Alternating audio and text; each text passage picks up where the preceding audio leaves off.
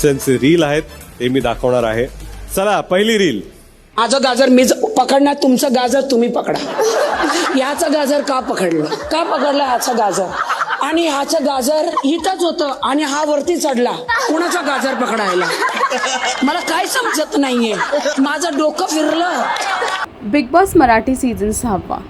भाऊच्या धक्क्याला रितेशने येऊन घरातल्या सदस्यांना दाखवली जी त्यांचे डायलॉग्स आणि त्यांच्यावरती बनवलेले रील्स किती व्हायरल होत आहेत बाहेर, जे प्रेक्षकांना खूप आवडत आहे. आणि त्याच रील बघून घरातले सदस्य पण खूप हसू लागले. राखीची रील दाखवली जी किती व्हायरल झाली आहे बाहेर, आणि रितेश, राखी व बाकी सदस्य झाले खुश, हसून हसून झाले वेडे. आणि जेव्हा दुसरी रील दाखवली जी की प्रभू आणि राखीच्या डायलॉगची व्हायरल होत आहे, ज्याच्यावरती बाहेर लोक रील्स बनवत आहेत, ते सुद्धा पाहून रितेश सदस्य खूप खुश झाले आहेत. सगळ्यात जास्त खुश राखी झाली आहे, कारण की तिचा एंटरटेनमेंटचा तडका जो ती बाहेर लावते तोच ती घरात नेहमी आणि हर सीझनमध्ये लावते.